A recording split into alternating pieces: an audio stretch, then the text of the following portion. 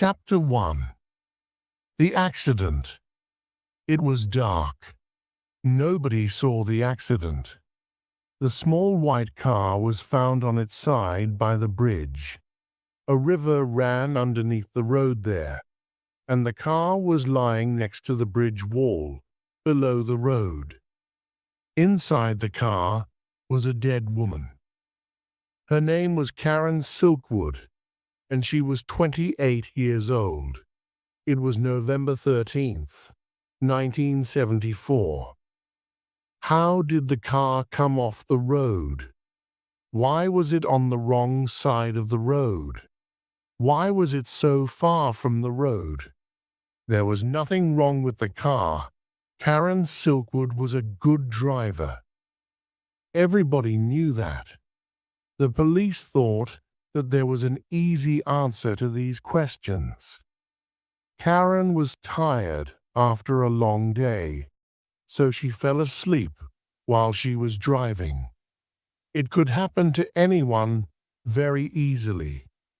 They took the car to a garage, and they took Karen's body to a hospital.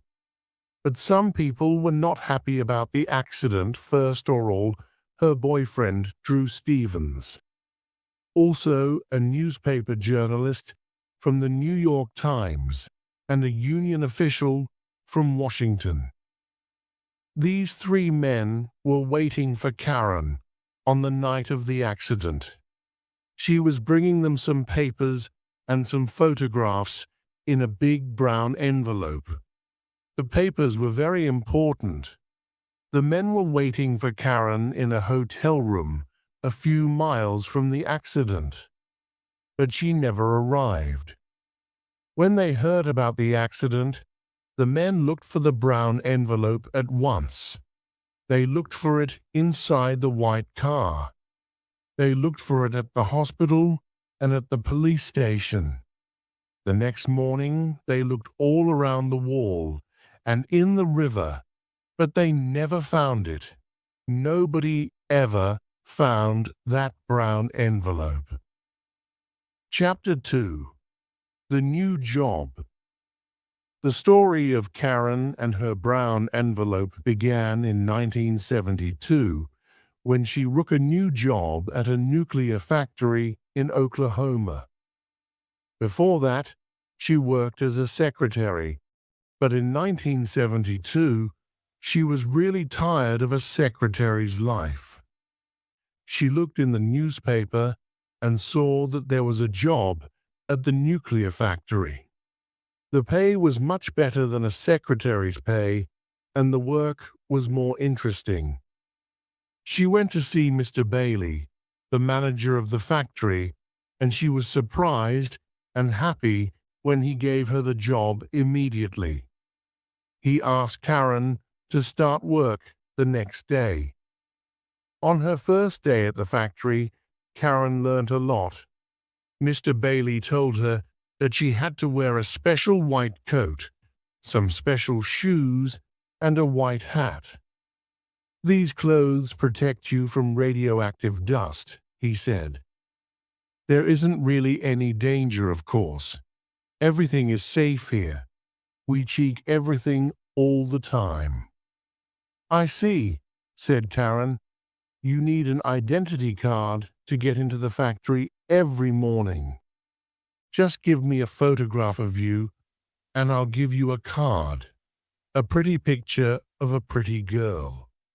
He smiled. Karen didn't like that smile. "He thinks I'm stupid," she thought. "Why do men always think that pretty girls are stupid?" He was still speaking. "Now I'll call Mrs. Phillips. She'll take you round the factory and show you your laboratory. The manager there will explain the job to you. Don't worry, it's very easy." He smiled his thin smile again. The door opened and Mrs. Phillips came in. She was about 40 years old and a little fat.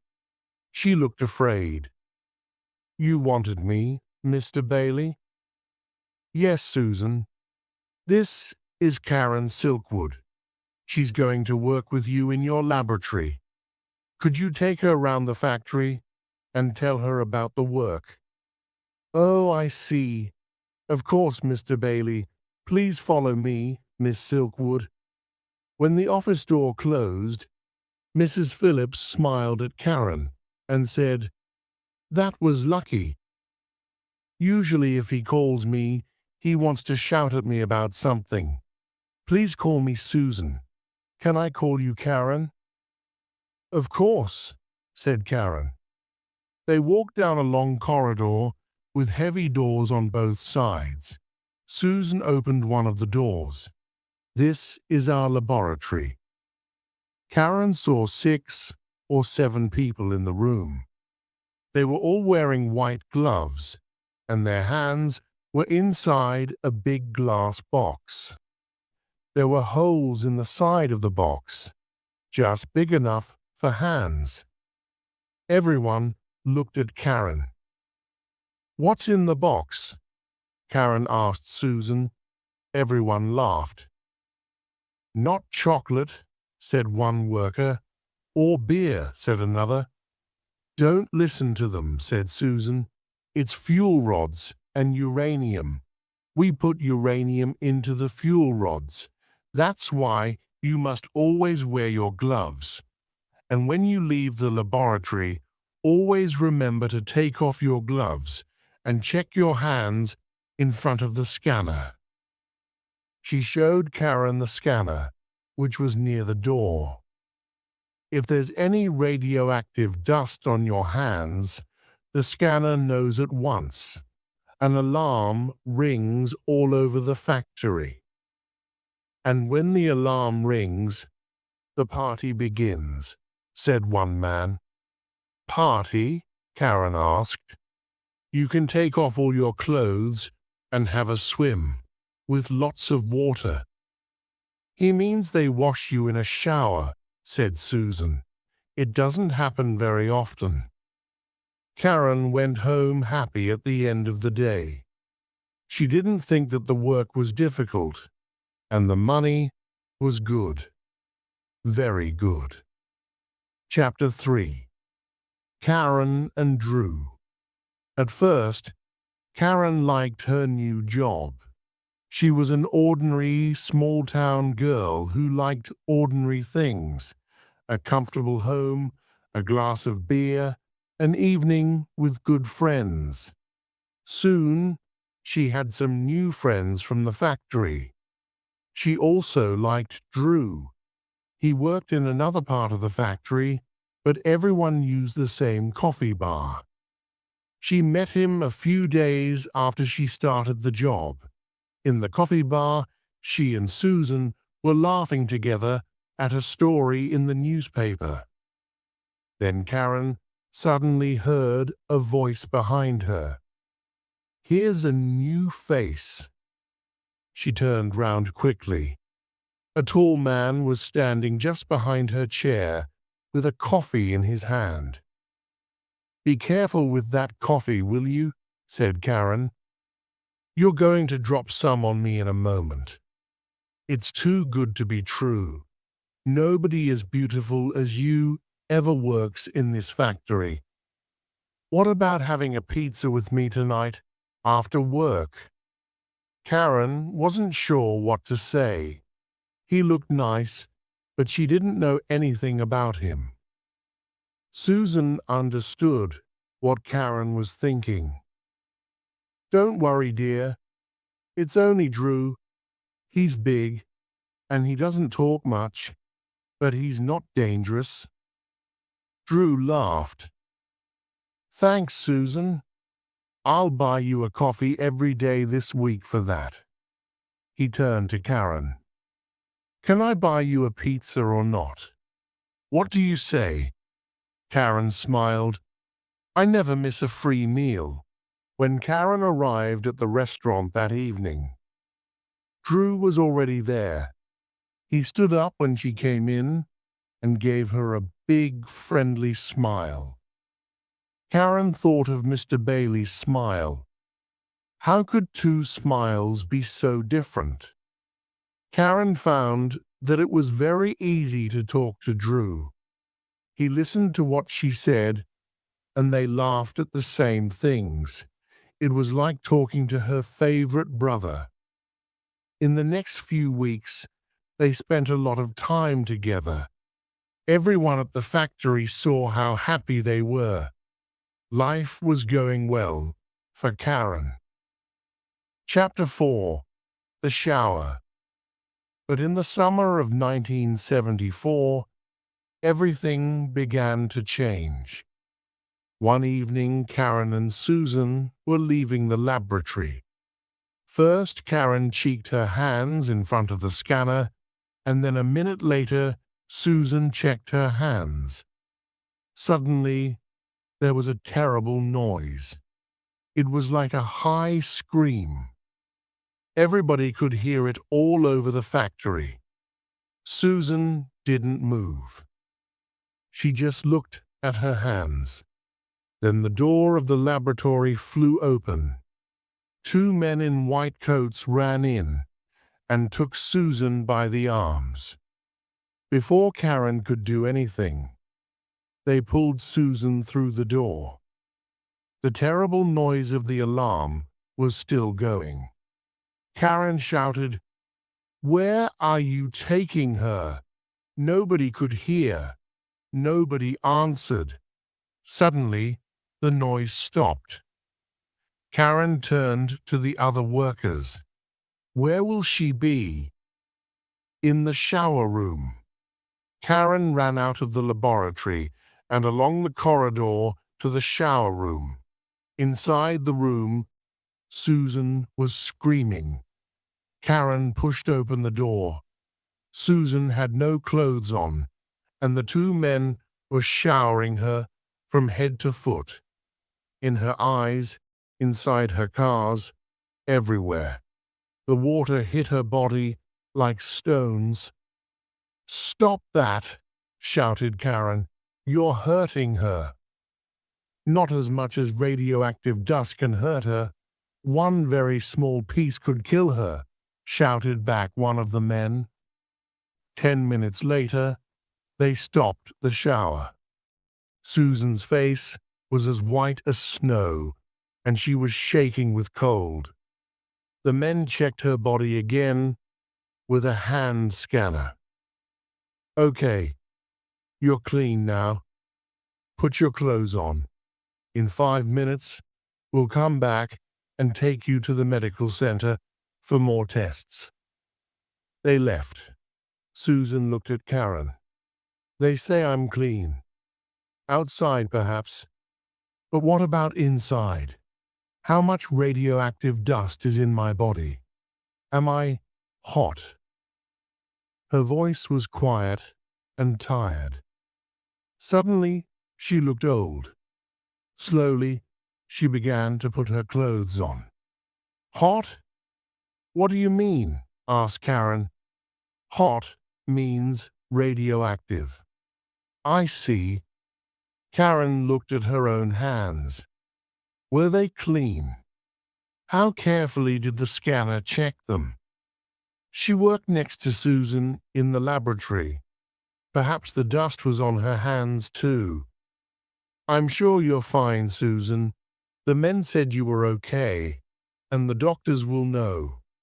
"Nobody knows. Uranium is very new. Nobody really knows what it can do to us." One of the men came back with a woman. "Come along, dear. Time for your medical tests." Then they saw Karen near the door. "What are you doing here? If you finished work for today, you can go home." Karen did not listen to them. "Are you okay, Susan? Do you want me to come with you?" Susan shook her head. "No, it's okay. You go home, Karen. I'll phone you later. Don't worry about me, and thank you."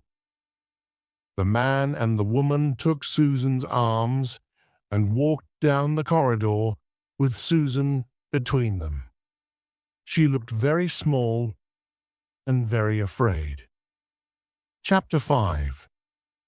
The new union official. After the shower, Susan was a different person. She was quiet and didn't laugh very often. One evening, a few months after the shower, Karen met Susan in a bar for a drink after work. "You know, Karen, we really must leave the factory. It's very dangerous. How many times do we hear the alarm now? More and more often. And every time we hear it, we know that someone is in danger." "How does it happen? I don't understand it," said Karen. "It's because the factory is working 24 hours a day. The safety people can't do their job well. They have to check everything carefully every day, but when can they do it? When we finish, there are the people who come in to work at night. The managers don't care about the danger. They only care about the money. And you know, Karen, I'm just the same. I also have to think only of money. I have 3 children, and my husband is dead. I need the money from the factory. It's more than I can get from any other job in Oklahoma. 3 children are expensive, very expensive." "Of course," answered Karen. "I understand. Drew and I have talked about this. He's thinking about leaving too. It's okay for a young man, strong like Drew. He can get many other jobs. You could leave too, Karen. Why don't you?" "Because I've decided to change things here. I like the job, and I like the people who work here. The money is good. We just need to improve safety, that's all. Surely that's not difficult. We have to talk to the managers and tell them it's important. Do you know Bob in Laboratory 16? Well, don't laugh, but he's asked me to be on the union committee, and I'm going to try it." "But Karen, you can't. You're a woman. There are no women on the committee. The men won't vote for you," said Susan. "Perhaps not," replied Karen. "But what about you? Will you vote for me? Do you know how many women work for this factory? Hundreds. And why won't the men vote for me? Perhaps I'm the first woman who has asked for their vote." Susan smiled. Well, but she couldn't find a good answer to Karen's question.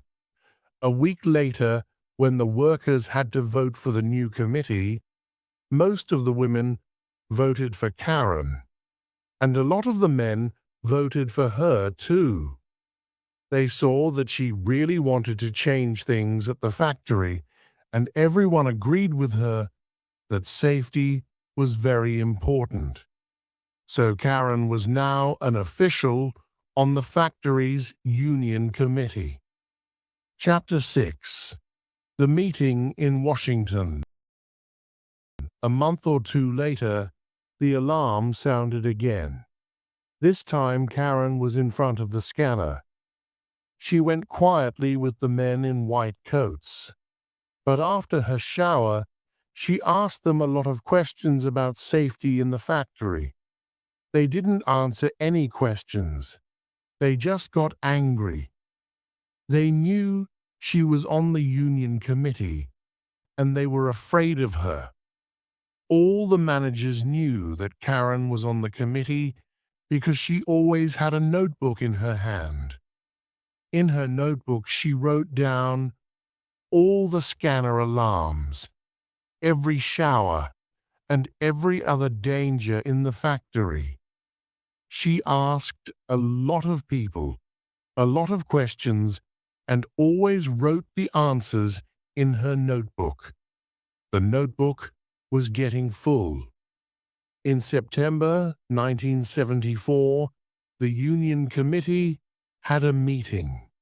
Everybody could see that safety at the factory was getting worse. The committee decided to write to the union leaders in Washington and ask for help. 2 days later, there was a phone call from Washington. The leaders wanted to see the union committee immediately in Washington. For Karen, this journey to Washington was a big adventure. She wanted to see the White House and all the other famous places in the first city of the USA. But she had very little free time. She spent nearly all the time at a long meeting. At first, the leaders just listened to what Karen and the others said about the factory. Their faces got more and more unhappy. Karen explained what was happening. The managers take photographs of the fuel rods to check that they are safe, but I know that they are secretly changing the negatives of the photographs. And why are they doing that? Because the photographs show that the rods are not safe. Suddenly, one of the leaders said to Karen, "Do you understand what you're saying, Miss Silkwood? The lives of many people could be in danger if you're right. Uranium is very, very dangerous." "I'm just telling you what the people in the photographic laboratory have told me," Karen said. "If this is true, the government will close your factory. Do you understand what that means? A lot of people will lose their jobs. The story will be on the front page of every newspaper." Karen looked unhappy. "Will it? We only want the managers to change a few things and to be more careful about safety. I think it's already too late for that." After the meeting, one of the leaders stopped Karen outside in the corridor. "Just come with me for a minute, please," he said. He took Karen into a small room and closed the door. He didn't want anybody to hear them. "Karen, we need proof about these negatives. Without proof, nobody will believe our story. Can you get some for us?" "What proof do you need?" "Someone will have to go into the photographic laboratory and steal some negatives. We need the negatives both before they change them and after they change them." "Do you know where they keep the negatives?" "Yes, I know," said Karen quietly. "But it will be very difficult. I don't work in the photographic laboratory. If one of the managers sees me there, how can I explain what I'm doing?" "I don't know, but you'll have to think of something. We can't help you if you haven't any proof." They were both silent for a minute. Karen looked out of the window. It was a lovely evening. She thought of Mr. Bailey's cold smile and Susan's screams in the shower. "I'll do it," she said. "Good girl. It will be very dangerous. Nobody must know what you're doing. Not your friends on the committee. Nobody. I'll be the only person who knows. I'll phone you once a week, and you can tell me how you're getting on." "Nobody? Can't I tell my boyfriend Drew?" asked Karen. "Number, it could be dangerous for anybody who knows." "I see. Okay, I'll do what I can," said Karen slowly. "Be very, very careful. You're a brave girl. I'd like to thank you for agreeing to do this." Karen stood up. Outside the window, the sun was still shining, but she felt cold and lonely. "Can I phone you if I need to speak to someone?" "Of course. Any time, day or night. This is my card with my name and phone number." Karen took his card. She saw that his name was Pete. She looked at him once more. and then she left the room. Chapter 7. The Brown Envelope. When she arrived back from Washington, Drew was waiting at the airport. "Did you have a good time?"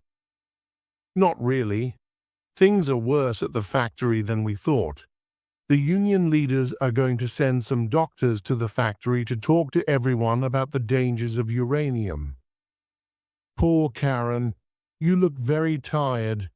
Let's go home, have a beer, and listen to some music. Forget the factory for one evening." Karen looked at Drew's kind, strong face. She wanted so much to tell him, but no, she mustn't tell anybody. She tried to smile. "Okay, what about a pizza at our favorite restaurant?" she said. During the month of October 1974, Karen told nobody about her secret, but she felt very lonely.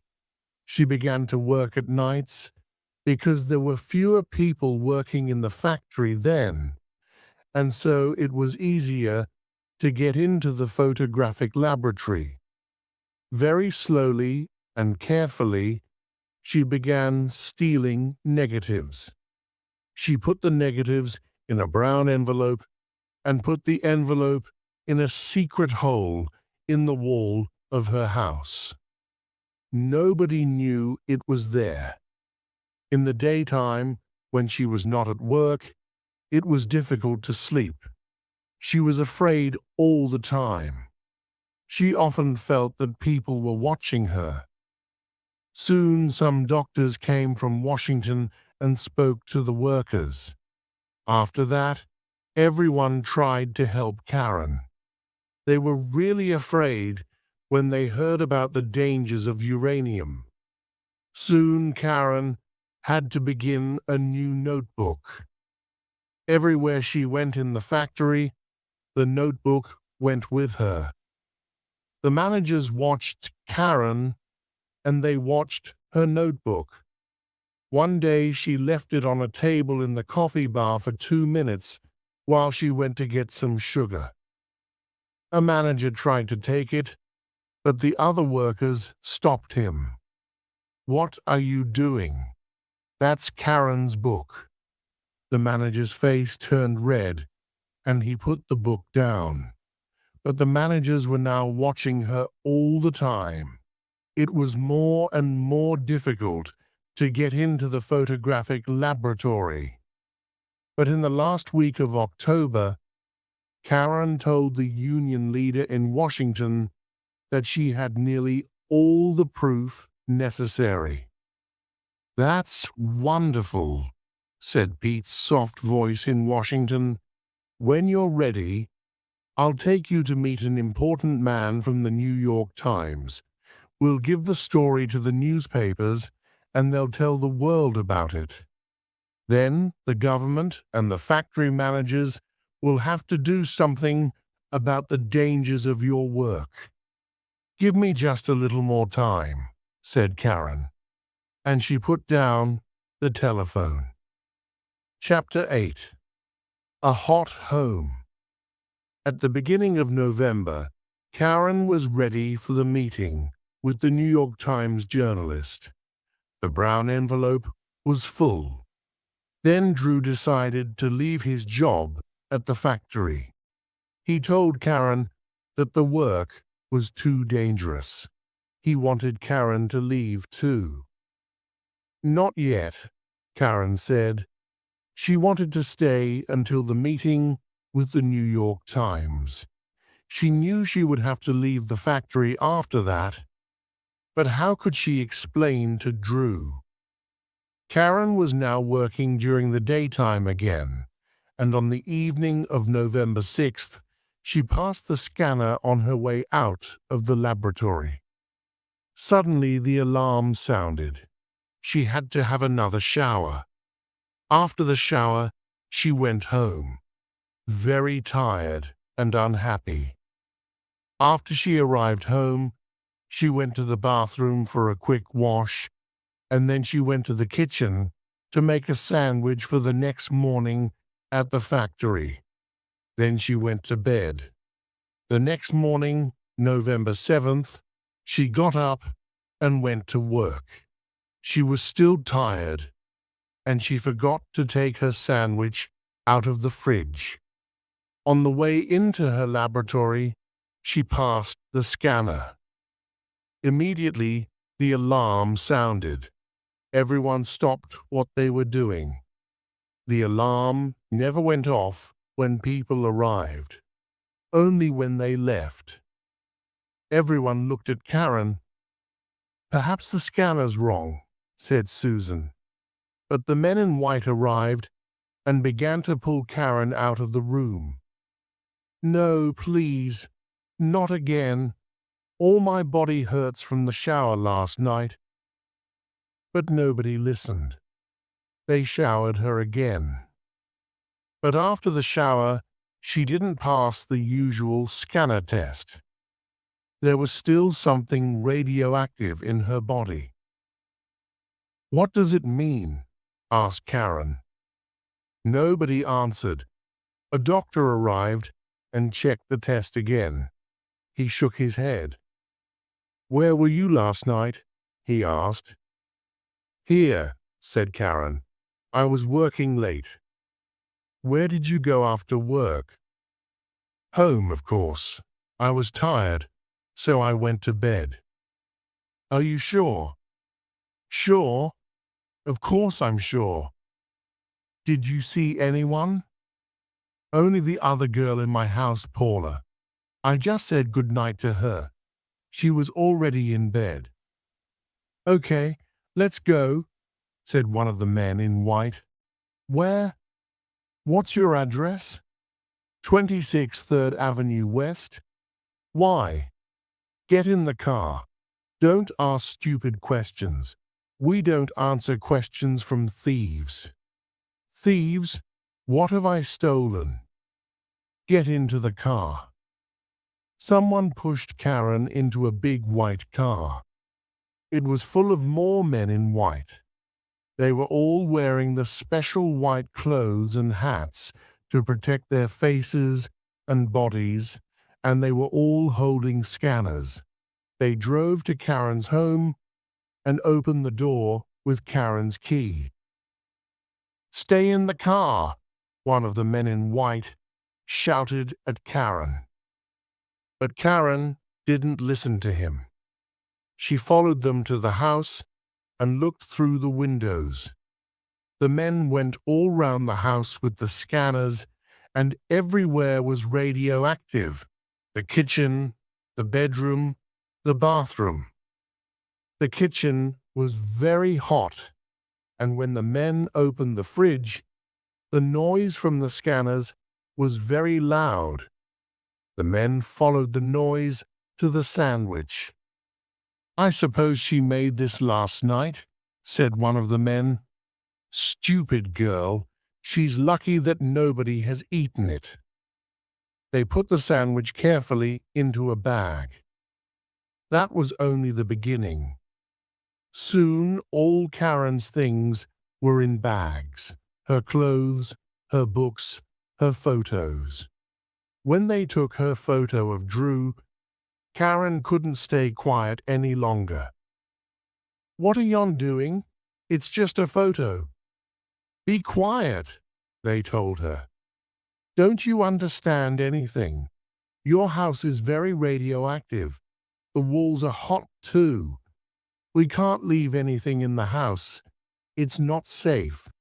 Think of the people next door. Now we're going to lock the house and nobody must go in again. Phone your friend Paula and tell her to find somewhere to sleep tonight.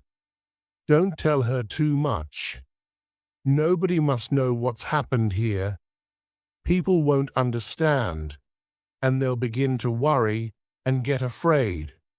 That's not good for the factory." "The factory? Who cares about the factory? What about me?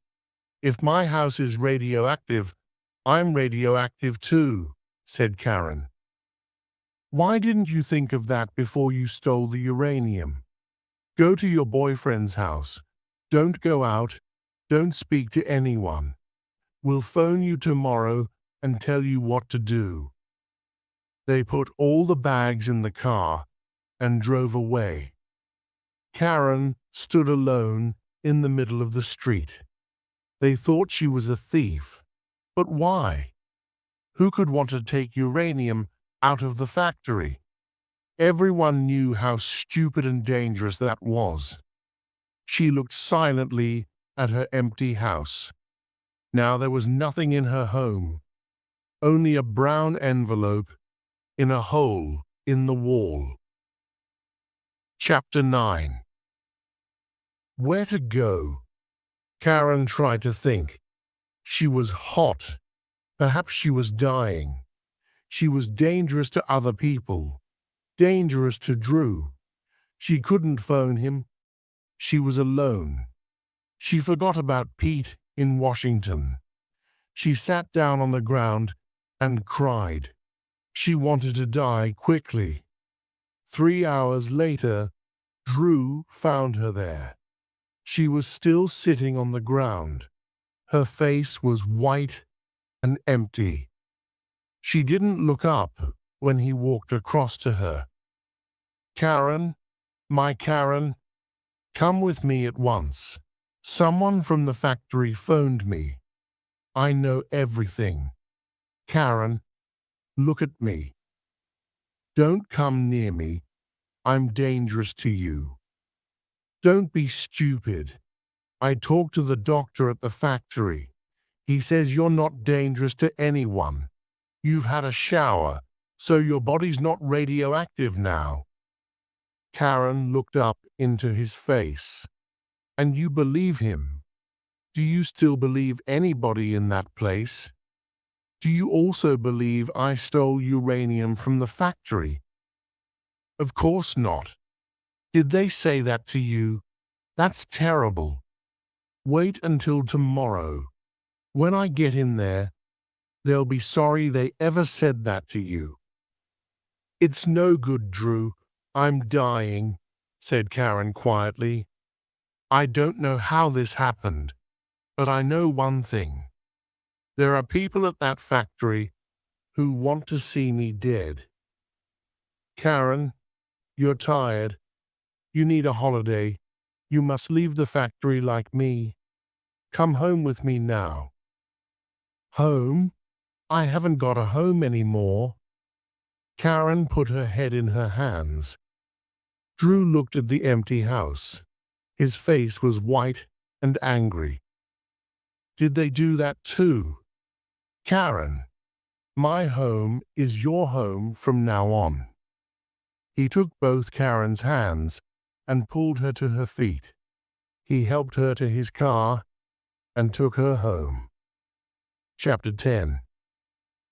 Karen explains to Drew. That night, Karen and Drew couldn't sleep. They had to talk. "How did your house get so radioactive?" "That's the question," said Drew. "I think," answered Karen, "that someone put something radioactive into my bag last night before I left the factory. I remember that I left my bag on the table for a few minutes at coffee time in the afternoon." "But Karen, who did that? And why?" "Drew, I'm going to tell you something. Perhaps I'm dying now, so there mustn't be any secrets between us anymore. I agreed to get photos of the fuel rods for the union in Washington. I've stolen photos and negatives from the photographic laboratory. Perhaps someone saw me, one of the managers." "You've stolen photos? What photos? Why?" Karen explained everything to Drew. He was very quiet when she finished. In the end, he took her hand. "Karen, this is very dangerous. I'm afraid for you. Perhaps someone does want to kill you. Didn't you think of that danger when the union asked you to do this?" Why did you agree to do it? Because I care, Drew. Somebody has to do something. Why not me? I care about you, about Susan, about everyone who has ever worked at that factory. If the danger from radioactive dust doesn't stop, perhaps we'll all die. Don't you understand that? Yes, I understand, said Drew quietly, but I also understand that you're doing a difficult and dangerous job alone. You mustn't work alone anymore. I'll be with you all the time. Nobody is going to hurt you again. Karen smiled. I was right to tell you. I need a friend, and you are the best friend that I have. But it's not much longer now.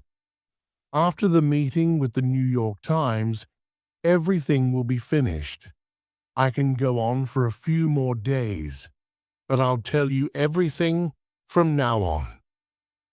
Next morning, Karen telephoned Pete in Washington and the union committee at the factory. She told them about her house and that the managers were calling her a thief. From Washington, Pete's voice sounded angry and worried. The factory's managers are trying to sack you. Say nothing, do nothing.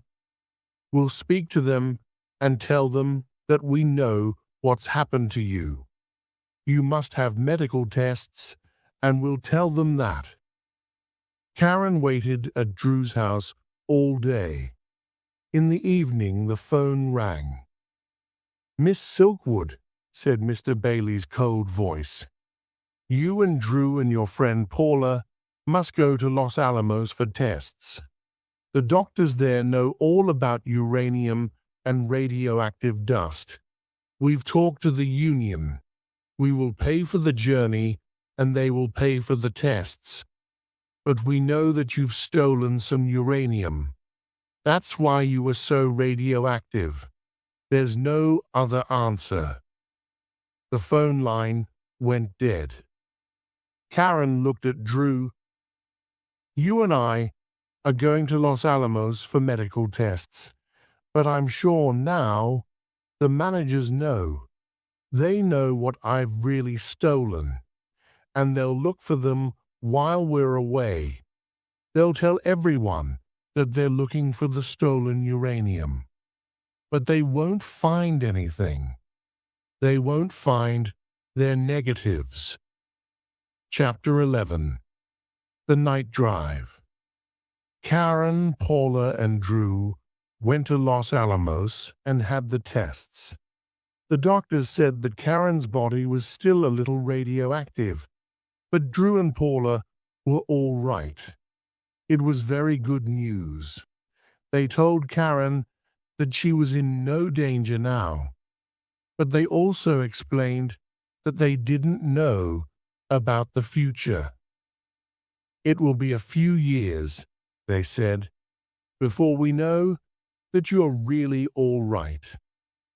High in the mountains around Los Alamos, Paula, Drew, and Karen had a party in a little restaurant. Karen felt years younger. She was not going to die. She and Drew still had a future together. They all danced until midnight. The next day, they took the plane back to Oklahoma City. Karen had to go back because that evening there was a union meeting at the factory, and after that, her meeting with Pete and the journalist from the New York Times. It was an important day for her. They arrived at the airport in the morning. Early in the evening, Karen drove to her house. She went alone because Drew was working. She used her key and went quietly into the house.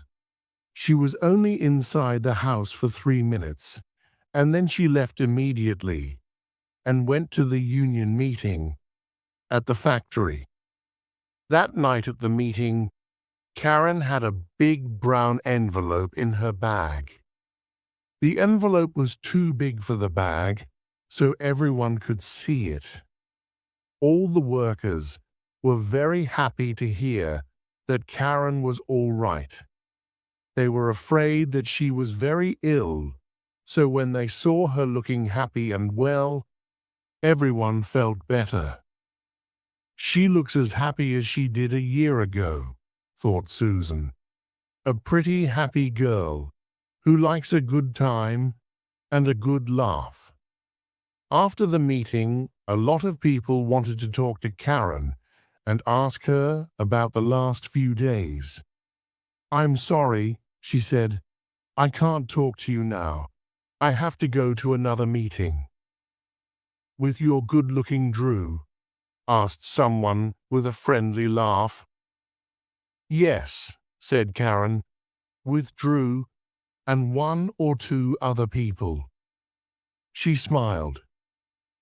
"Can I take you in my car?" asked her friend Bob.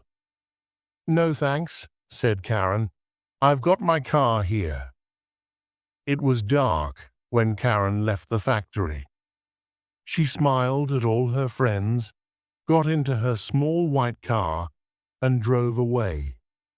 Karen never arrived at her meeting with Drew, Pete, and the journalist from the New York Times. On the road to the meeting, a few miles from the nuclear factory, she had an accident by a wall near a river. It was November 13th, 1974. Nobody ever found the brown envelope.